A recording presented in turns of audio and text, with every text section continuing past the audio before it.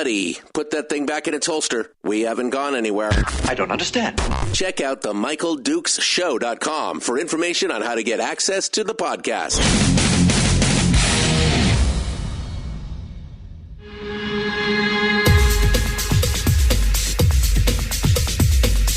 The Michael Dukes Show. The greed and the entitlement is astounding to me.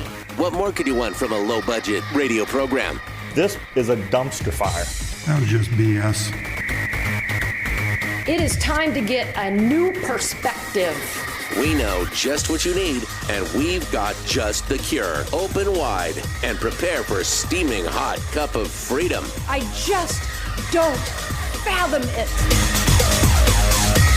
The Michael Dukes Show, streaming live across the world. Well, across the world on the interwebs at MichaelDukesShow.com and across the state of Alaska on this, your favorite radio station and or translator, it is the Michael Dukes Show. Hi, and how are you? Are you ready for another beautiful day in paradise? Yeah, me too. I'm ready. A little bit punchy this morning. A little bit on the tired side. Traveled back last night from Fairbanks to get here and be ready to go this morning. Had a great weekend up in Fairbanks at the Carlson Center for the big outdoor show and the gun show. Got a chance to talk to a lot of different folks and it was a good weekend. It was a good weekend. Long but productive, I guess, is what we would say here this morning on the program. And thank you for coming in and being part of it. We appreciate you guys coming in and joining us this morning. What do I got? Well, I just nothing. I got nothing as far as guests today. Although there was a productive weekend in many ways. A productive weekend in many, many ways. We are going to be getting a chance this week to speak with Nick Begich III, who is, of course, running for Congress in the special primary and potentially special general election that's coming up. We are just about, today, we are 2 months away today from the special primary, which will be conducted by mail only. It's a mail-in ballot, and it'll take place. The deadline to participate is June the 11th, and so today we are officially 2 months away from that special primary, which is a jungle primary. 50. I don't know if you saw the. Did you see the sample ballot that was posted here yesterday with 48 names on it? It's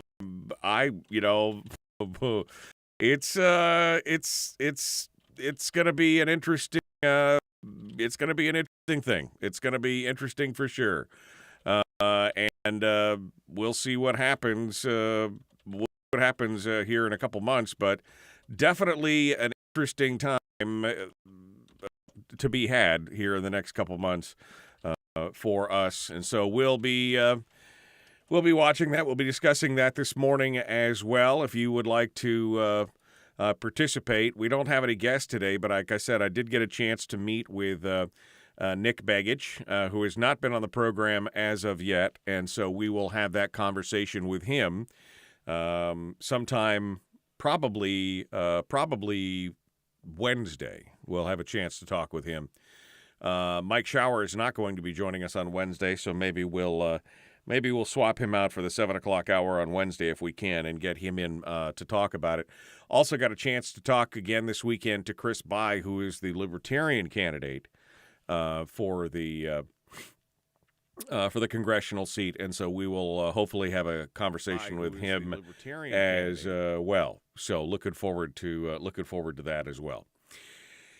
What else we got to talk about today? Well, the House has pretty much wrapped up their version of the budget, and we'll see what that brings to us this morning, and talk about that. We will also get a chance to talk about some of the other stories that are going around, including this. I mean, what is it with all the weird stuff in the sky lately? We talked last week about some of the lights in the sky and the things. It wasn't a rocket thing, and was it, and then last week, the other thing that hit were these contrails over Palmer that drew a lot of speculation from people. It turns out it was a pretty mundane, I guess mundane in one way, but kind of unique in another. And so we'll talk about that as well. There's a new poll too. I forgot to tell you that. There's a new poll that was commissioned by Must Read Alaska on the congressional race, which is hard because, usually if you get a pollster who's going to call you at your house and get you all squared away and get your feeling on where you're going to go, they have to read off all of the candidates who are on the ballot. But with 48 candidates on the ballot, I mean, who are you gonna, are you gonna sit there and listen to them to read names off for 5 minutes before you make your choice? So a lot of the talking heads and political folks have been kind of going, I don't know what's going to happen.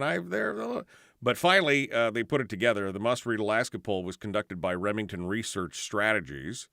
And they had some comments here on this, and they took a survey of, 955 likely primary voters, and that's got some interesting stuff in it as well. So we're gonna talk about that.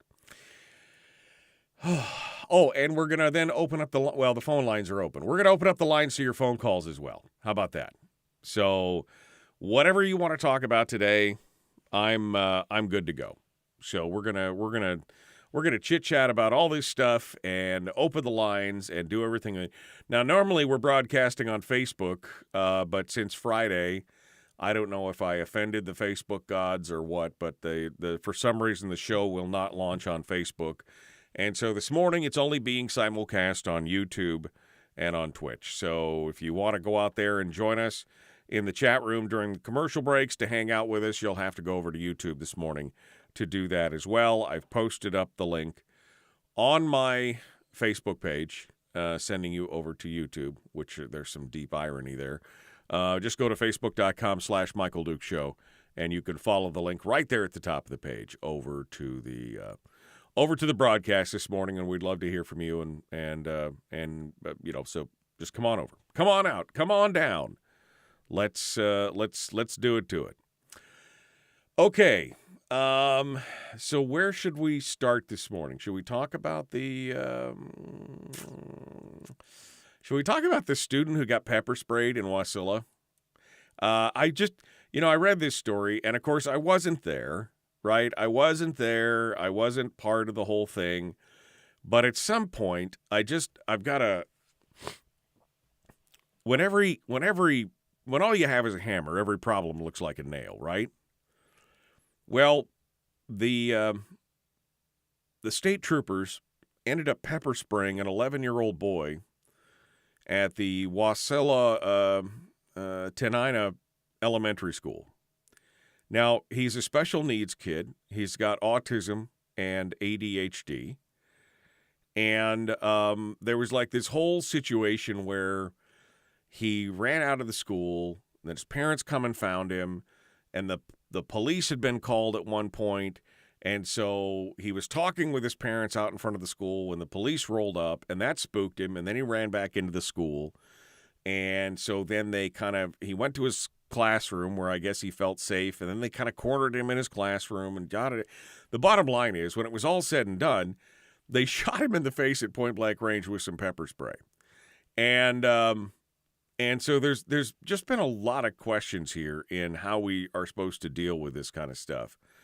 And I'm just reminded time and time again, especially when I see things like this, and if I had a child, and I don't, luckily for my family, we don't have to deal with those additional challenges of special needs of any kind.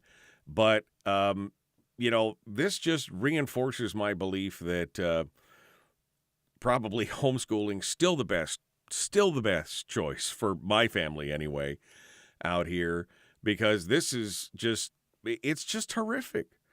Apparently his parents came to the school after the principal called to say that their son had walked out, and they were able to find him, and the student was outside walking towards the school with his parents. The troopers rolled up.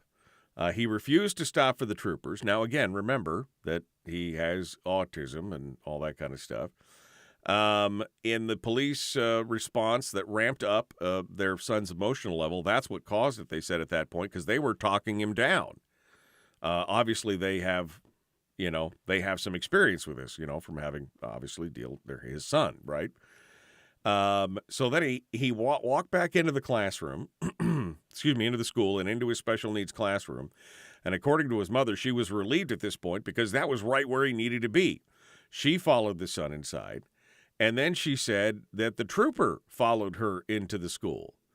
And she said at some point they were, that she was like, hey, we've got him. Why is the trooper continuing to come in and follow us?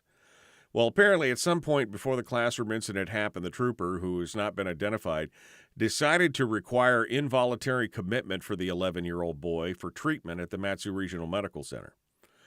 The decision was made based on the boy's actions after the trooper and the police officer arrived, but also due to the reports that he was having some issues at the school earlier today.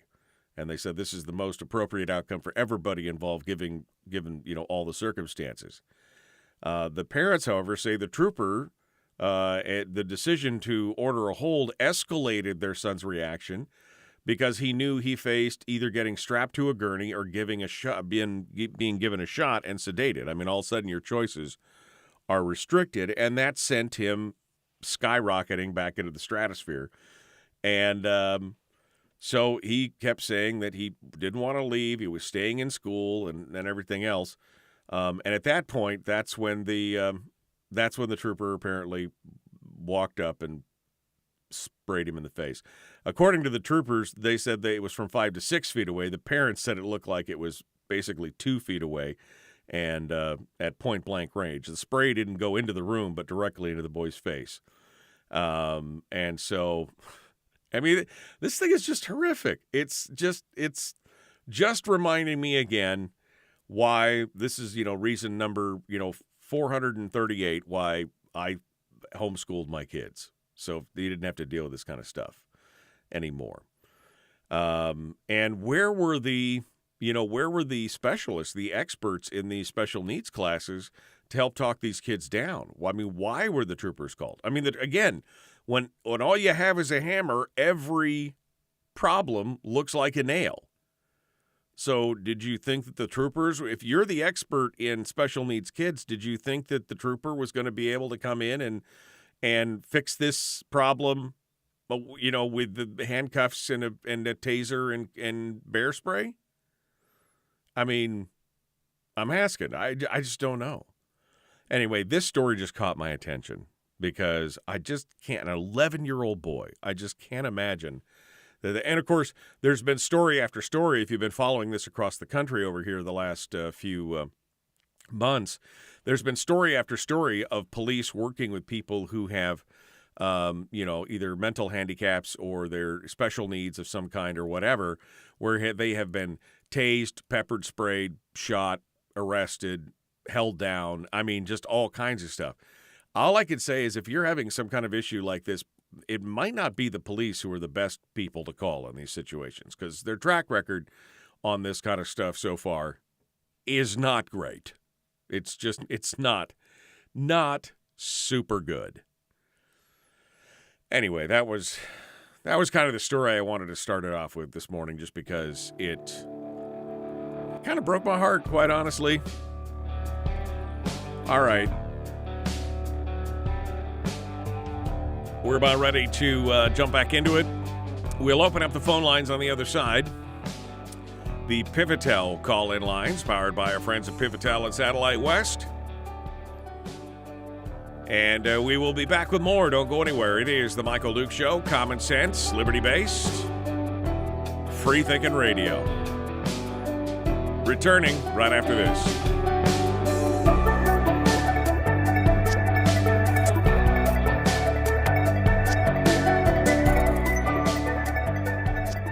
If you missed the show, you can listen to it on your time with Dukes On Demand.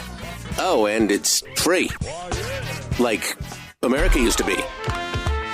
Streaming live every weekday morning on Facebook Live and MichaelDukesShow.com.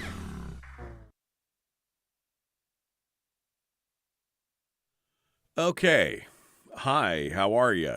Good morning. Yeah, I mean, the same thing again today. Still says that it's broadcasting on Facebook, but it's not really broadcasting on Facebook. And there's 24 of you in the chat room this morning, and you guys have been super quiet. Although Brian says choppy feed on YouTube. Just a little devil's advocate here. I have no idea about this 11-year-old boy, but as a full-time paramedic, I got my ass kicked by a 13-year-old autistic girl. She had destroyed a classroom. Again, like I said, I wasn't there to begin with, but I just got to think that this is never the, it's just so hard, man. Like you said, a little sanctimonious about homeschooling? No, I'm just believing that that's the best thing for my children. As I said, for me, Christine, no sanctimony in it at all. Like I said, I was very clear that it was the best choice for me and my family. But just a reminder as to why I feel like I made the decision. All right. I'm trying to decide if I should try and restart the broadcast this morning on the streams because I don't know what's going on here. Should we take a poll? Should we take a poll of the 28 people who are now watching us on YouTube? If you think I should restart the stream, and I got about 3 minutes here, type 1 and hit enter in the chat room. If you think I should restart the stream, just hit 1, and I'll see if I can get it on Facebook. So just give me the number 1 in the chat room if you think that that's a good idea. Just like that. There you go. Boom, boom, boom. If you want to do that. If not, that's fine, but just let me know. I want to know what you guys want to say. Okay, so there's 22 of you now. So there's 2 of you who've said yes, 3, 4, 5. Okay. Let's see. All right, so yes, I am the parent of 2 special needs children. They both could wreck a police officer or paramedic. All right. Well, I've got a lot more ones. Okay. All right. So here's what I'm going to do. I'm going to shut down this stream, and then I am going to stop and restart the thing, and we'll see what we can go from there. So this stream is going to end, and I will be back with more here in a minute. I don't know. Hopefully it shows up on Facebook. We'll see. Here we go. Back with more right after.